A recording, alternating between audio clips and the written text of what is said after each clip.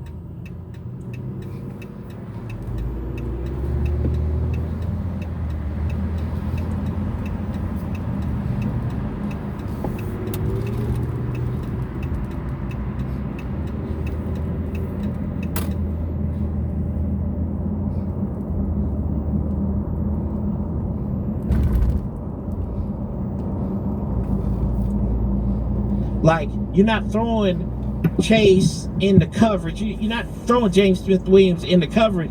You're putting his hand in the dirt. You're doing the same thing with Casey Toohill. You're really dropping these kids in the coverage. Or Montez Sweat. You know, I mean, somebody might rope a dope and hug him during a draft party, but either way, you know, I think that has been the biggest thing that they've had to focus on, playing next man up football.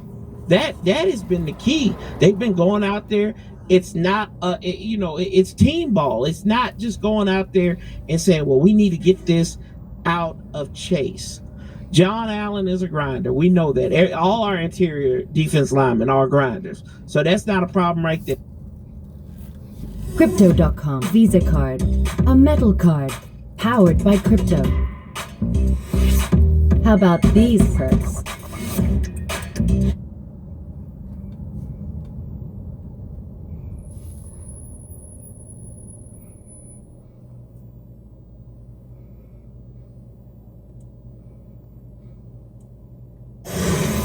The top Space Force general warning the U.S. is...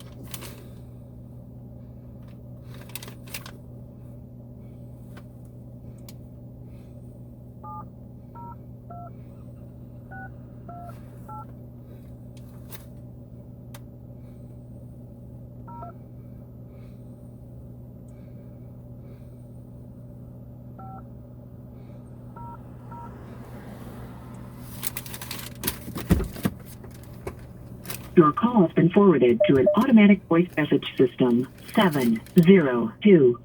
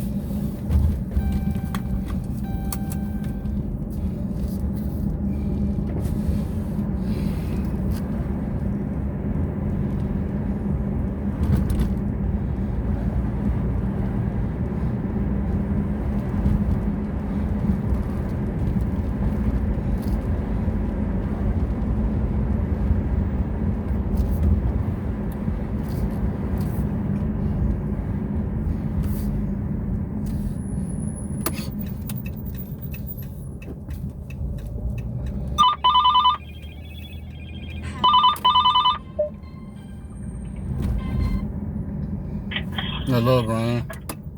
Hey, how are you? Not too good. Uh-oh, what happened?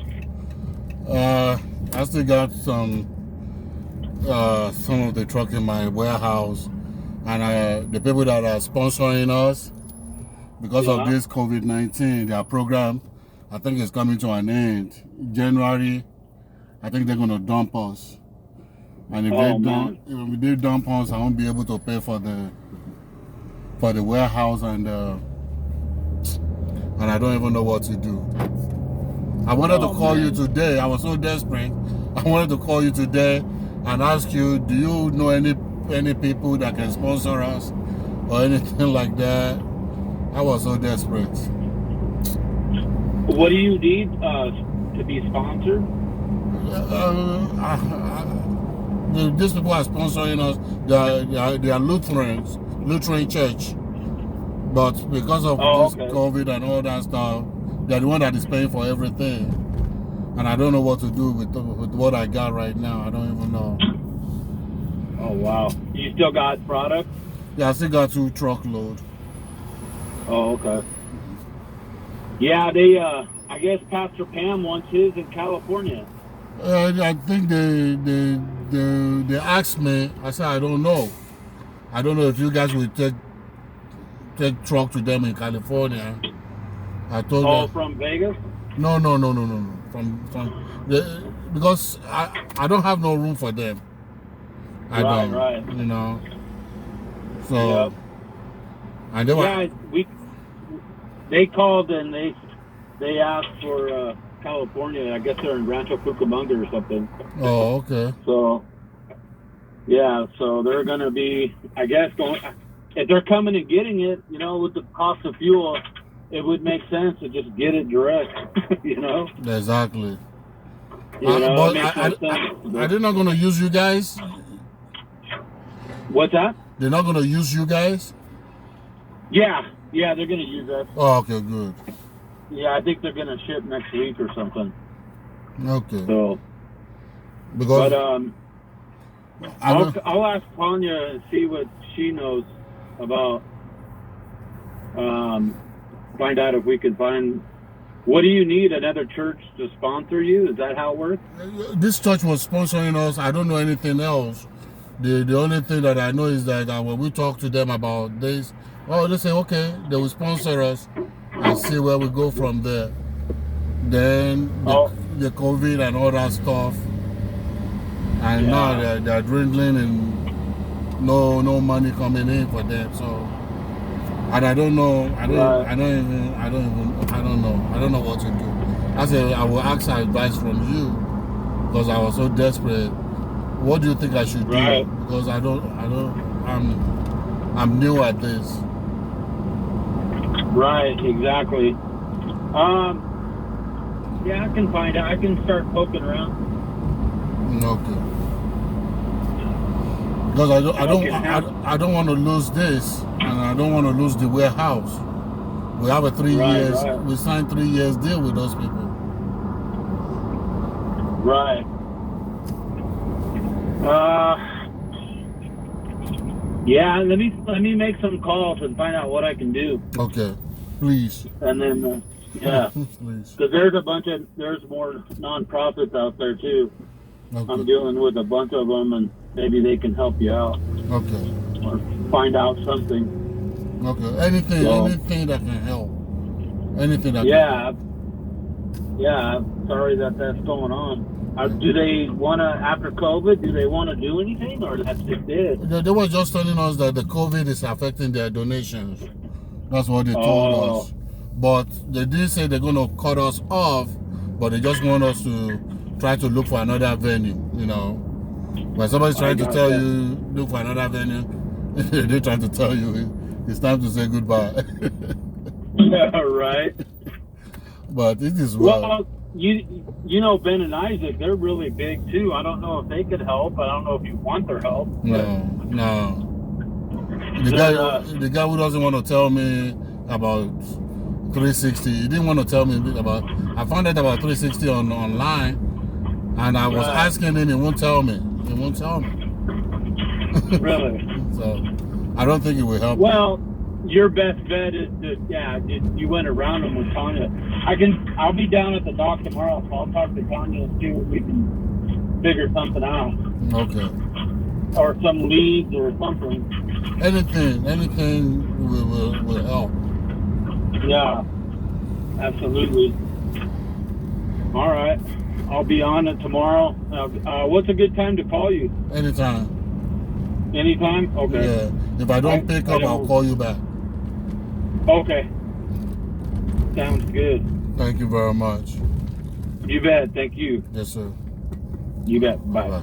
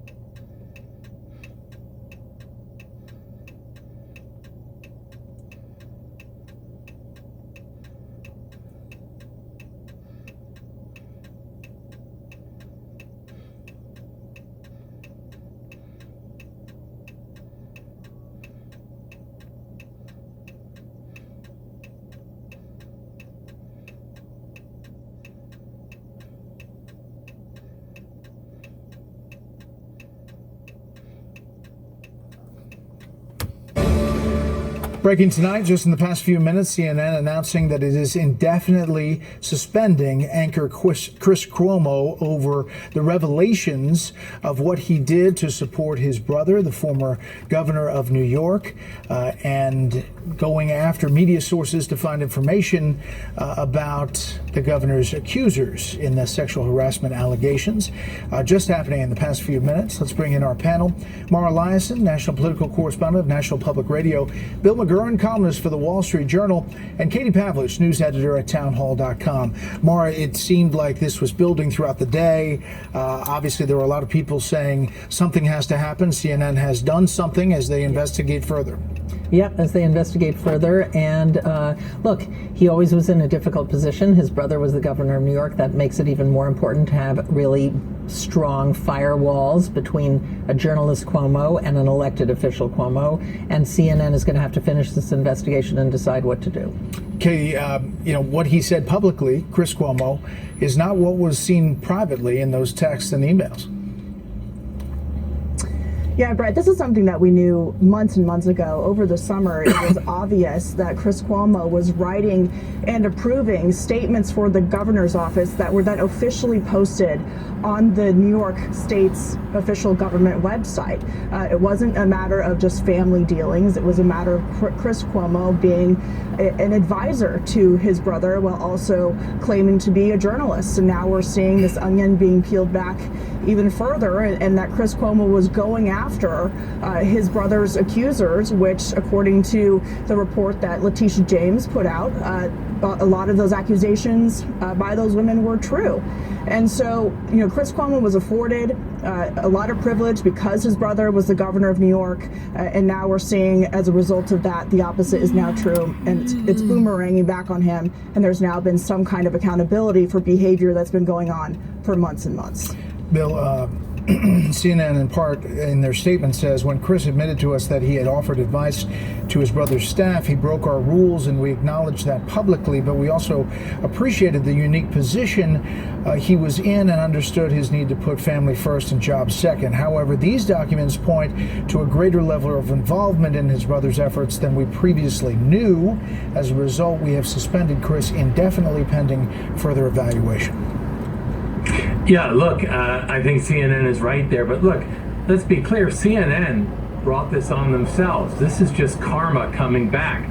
CNN allowed Chris Cuomo, as a working journalist, to cover his brother, despite the manifest conflict of interest. Now we found out, as you pointed out, that some of Chris Cuomo's statements to the CNN audience about the extent of his involvement were misleading at best and lies at worst. So, I mean, they never should have been in this position in the first place. And what a come down from 2 years ago when, Governor Cuomo was being extolled and Chris Cuomo looked like the unbeatable host. I mean, there are some basics, in journalism about conflicts of interest, and they just ran roughshod over them, and now they're paying the price. And it's not all Chris Cuomo. CNN, gave him the blessing to go on with his brother. All right, I want to turn topics, and we'll obviously follow this story and where it goes and what happens with CNN and Chris Cuomo. But the Omicron variant is obviously dominating people's thinking, and so are these mandates and vaccine mandates. And just at the top of this show, a federal judge in the Western District of Louisiana ruled that the healthcare mandates for healthcare workers to get vaccines cannot be upheld. There needs to be a stop of that nationwide, and says a higher court is going to weigh in on this. Mar, this is significant in that these courts are making a stand saying that probably the Supreme Court is going to have to weigh in. Yeah, it sounds like it's going to go all the way to the Supreme Court. And the question is, in some cases, there are vaccine mandates. In other cases, there's a choice. You can get a vaccine or you can be tested weekly. That's a choice. So it depends on whether it relates to healthcare workers or employers who have more than 100 employees. But yes, it sounds like this is going to go all the way to the top. Katie, Sarah tweeted in, as a school bus driver, our district is going ahead with requiring registration for the mandates. The deadline is January 3rd. I know that at least 4 drivers who will not comply. 4 is a small number compared to what we've heard from different law enforcement, fire, healthcare workers. It's a big issue. Yet we've seen the consequences of this mandate play out in shortages of law enforcement, firefighters, as you said, teachers in some cases, and bus drivers and healthcare workers. And the shoot down of this vaccine mandate for healthcare workers across the country today comes on the heels of a ruling yesterday from a judge out of Missouri who argued that the mandate for Medicare and Medicaid workers or federal contractors working for Medicare and Medicaid had a number of problems with it. The first being that Congress didn't pass it. The second being that it was arbitrary and capricious. There's a number of reasons why they can't enforce it. And the third being that the risks and the consequences for a shortage of healthcare workers, especially in rural areas, was far worse than unvaccinated workers continuing to work inside of these government healthcare facilities or contracted jobs. And so when you look at the way the administration has handled this, they said 6 months ago that they didn't have a mandate to do this. They weren't going to implement any kind of vaccine mandate. Well, that has changed. You also had Nancy Pelosi, the Speaker of the House, saying that they did not have the power or the ability to institute mandates. The administration knew this was not constitutional. They knew that they couldn't do it. They tried to get OSHA to do it, which is now not implementing it at the federal the federal level now. And so we saw this coming. They used it for months to try and push their agenda, but court after court continues to say there are a number of problems with this vaccine mandate for the private sector and for the government. All right.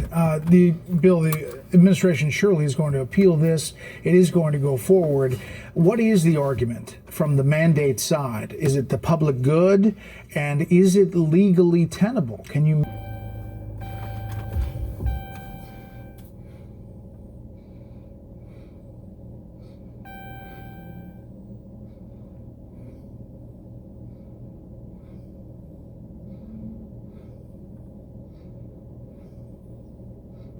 Well, it's certainly the public good, and it depends on which mandate you're talking about, what the legal basis for it is.